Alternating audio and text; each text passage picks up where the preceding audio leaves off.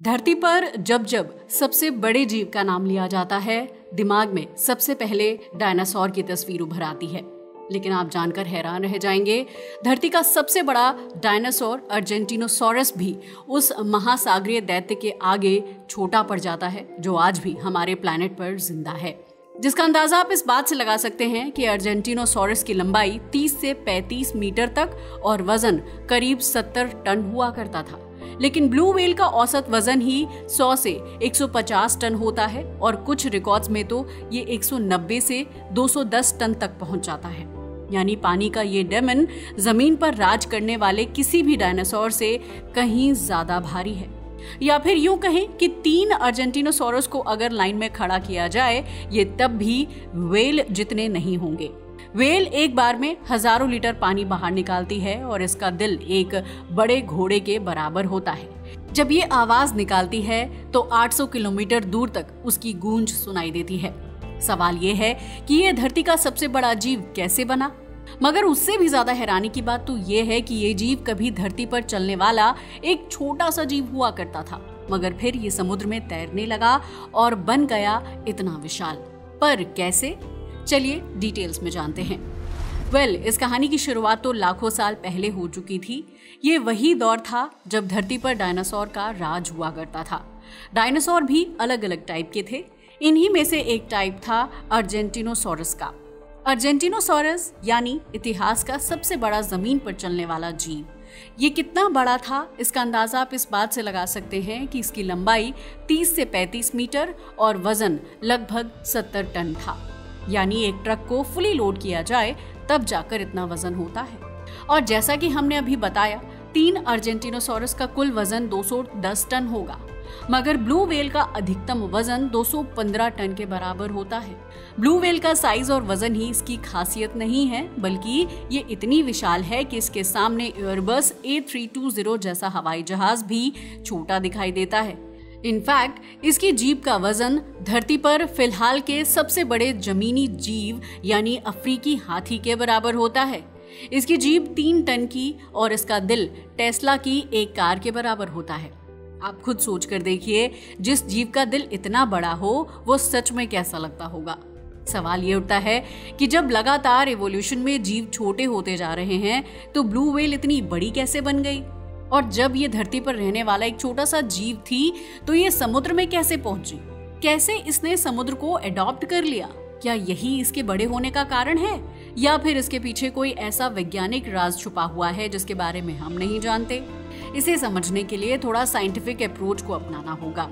Blue whale के बारे में वैज्ञानिक लगातार रिसर्च कर रहे हैं कि आखिर ये जीव इतना विशाल कैसे है। स्टार्टिंग में साइंटिस्ट को लगता था कि पानी में वजन हल्का लगता है, शायद इसीलिए ब्लू व्हेल का साइज इतना बड़ा हो गया। हालांकि ये बात सही है, मगर ये पूरा सच नहीं है।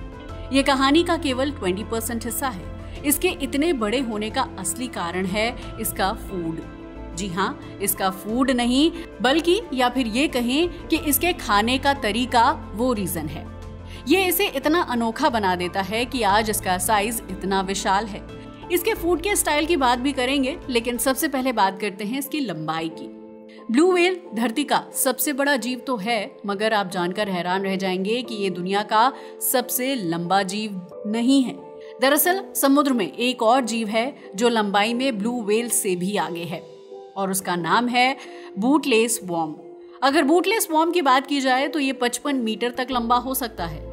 अब आप सोच रहे होंगे कि जब ये इतना लंबा है तो उसका वजन भी बहुत ज्यादा होगा। जी नहीं, ऐसा कुछ भी नहीं है। ये भले ही दुनिया का सबसे लंबा जीव है, मगर इसका वजन बहुत कम है। इसीलिए ब्लू व्हेल को सबसे बड़े जीव का खिताब दिया गया है, वो भी वजन के हिसाब से। ब्लू व्हेल का औसत वजन 150 टन और अधिकतम 200 से 215 टन तक जा सकता है। इसकी लंबाई लगभग 30 मीटर होती है। हालांकि इसके दिल का वजन एक कार के जितना होता है, मगर ये 1 मिनट में केवल 5 से 6 बार ही धड़कता है। लेकिन वो धड़कन भी समुद्र में दूर दूर तक सुनाई देती है, क्योंकि हर धड़कन में ये लगभग 500 लीटर खून को पंप करती है।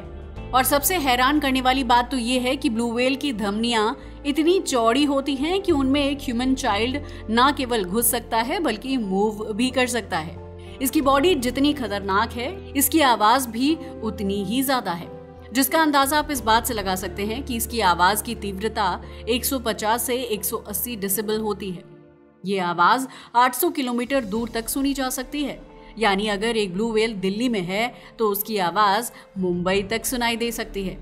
अगर ब्लू व्हेल की बात की जाए तो अपनी इस आवाज का इस्तेमाल वो दूसरी ब्लू व्हेल से कम्युनिकेट करने, समुद्र में रास्ता ढूंढने और माइग्रेशन के दौरान अपनी लोकेशन जानने के लिए करती है।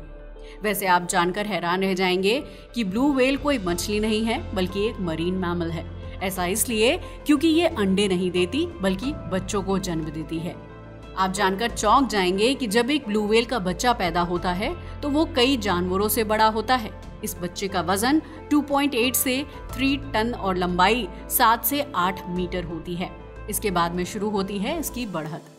ये बच्चा हर दिन लगभग 90 किलो वजन बढ़ाता है और 400 लीटर दूध पीता है। अगर ब्लू व्हेल के दूध की बात की जाए तो ये दुनिया के सभी जानवरों में सबसे गाढ़ा दूध होता है। इतना गाढ़ा कि देखने में ये किसी पेस्ट की तरह लगता है। साथ ही इसमें फैट की मात्रा गाय के दूध से 10 गुना ज्यादा होती है। तभी तो ब्लू व्हेल का बच्चा कुछ महीनों में ही विशाल हो जाता है। अगर ब्लू व्हेल की बात की जाए तो उसका कोई ठिकाना नहीं होता। ये पूरी दुनिया के महासागरों में घूमती रहती है, जिसका अंदाजा आप इस बात से लगा सकते हैं कि एक ब्लू व्हेल जहां गर्मियों में आर्कटिक और एंटार्क्टिक जैसे ठंडे इलाकों में चली जाती है तो वहीं सर्दियों में इक्वेटर और ट्रॉपिकल इलाकों में। यही वजह है कि हर साल ब्लू व्हेल हजारों किलोमीटर का सफर करती है। इतनी लंबी यात्रा और इतना बड़ा शरीर, तो ढेर सारा खाना तो इनको चाहिए ही। ये खाना भी बहुत ज्यादा खाती है। लेकिन अब बात करते हैं इसके खाने के तरीके की, जिसने इसे इतना विशालकाय बना दिया है। ब्लू व्हेल के फूड की बात की जाए तो ये ईल के जैसा दिखने वाले क्रिल नाम के एक छोटे जीव को खाती है। दरअसल जब ब्लू व्हेल खाना खाती है तो सबसे पहले वो अपने विशाल जबड़े खोलती है और उनमें 200 टन पानी भर लेती है। ऐसे ही करके व्हेल एक दिन में 4 टन खाना खा लेती है। हालांकि व्हेल के खाने की स्पीड धीमी होती है, मगर एक बार में भारी मात्रा में खाना खा लेती है। वैसे आप जानकर हैरान रह जाएंगे कि ब्लू व्हेल केवल वही चीज खा सकती है जो प्रॉब्लम क्रिएट ना करे, यानी जो भागने या विरोध करने की कोशिश ना करे। यही वजह है कि इसका शिकार हमेशा छोटे मोटे क्रिल ही बनते हैं। ये इतना छोटा खाना खाकर इतनी बड़ी हो गई है, मगर सवाल ये है कि आखिर कैसे? वैज्ञानिक पहले सोचते थे कि ब्लू व्हेल की विशालता का कारण सिर्फ पानी है, मगर नई रिसर्च से सामने आया है कि इसके इतने बड़े होने के पीछे का रीजन सिर्फ पानी नहीं बल्कि इसकी फिल्टर फीडिंग तकनीक है।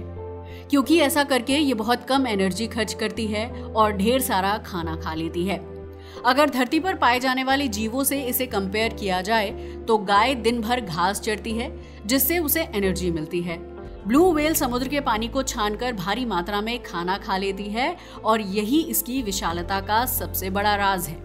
अगर ब्लू व्हेल की बात की जाए तो लगभग 3 करोड़ साल पहले व्हेल का विकास शुरू हुआ था और 30 लाख साल पहले जब इनका इवोल्यूशन आगे बढ़ा तो समुद्र ठंडे हो गए। समुद्र जम चुके थे, जिससे समुद्री जीवन पूरी तरह से बदल गया। ब्लू व्हेल को खाने और पसंद की जगहों के लिए लंबी दूरी तय करनी पड़ती थी, मगर इसके लिए चाहिए था एक बड़ा शरीर, ज्यादा ताकत और स्टेमिना। क्योंकि बड़े शरीर के बहुत सारे फायदे थे, जैसे कि ज्यादा खाना स्टोर कर सकती थी, लंबी दूरी तय कर सकती थी और शिकारी से डर भी कम था। इसी तरह लाखों साल तक इवोल्यूशन का ये दौर चला और लाखों साल में इसने खुद को और भी ज्यादा विशाल बना लिया। जबकि आप जानकर हैरान होंगे कि ये पहले और भी बड़ी हुआ करती थी। क्या? जी हाँ, आपने सही सुना। असल में 100 साल पहले इसकी लंबाई 33 मीटर तक और वजन 240 टन तक हुआ करता था। लेकिन फिर आया दौर व्हेलिंग का। व्हेलिंग यानी व्हेल हंटिंग। असल में ये बात है 18वीं शताब्दी की, जब ब्लू व्हेल का शिकार शुरू हो गया था। मगर 20वीं सदी में ये एक पूरी इंडस्ट्री बन चुकी थी। विश्व स्तर पर तबाही का आलम बन गया था। लोग जगह जगह जाकर ब्लू व्हेल का शिकार किया करते थे। पता है क्यों? क्योंकि इससे उन्हें मीट एंड ऑयल मिलता था। लोग ब्लू व्हेल का शिकार इसकी मीट और इसके तेल के लिए किया करते थे। ब्लू व्हेल से निकलने वाले तेल से लैंप जलाने का काम किया जाता था।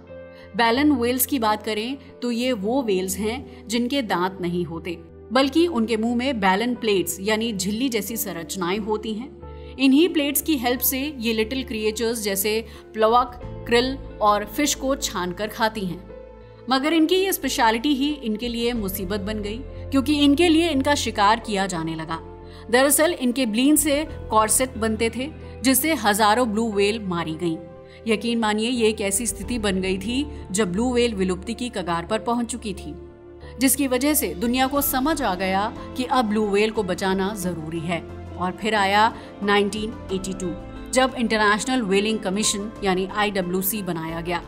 इंटरनेशनल व्हेलिंग कमीशन ने व्हेलिंग पर बैन का प्रस्ताव रखा और उसे वैश्विक स्तर पर लागू कर दिया गया।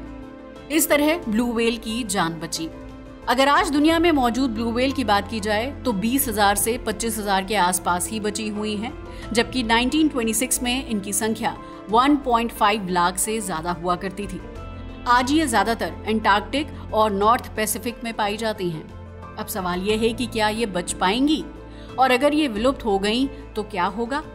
वैसे ब्लू व्हेल केवल एक टॉपिक नहीं है, बल्कि एक जिम्मेदारी है, और सबसे बढ़कर धरती के संतुलन की एक उम्मीद है। इसलिए इस उम्मीद को बचाए रखना जरूरी है।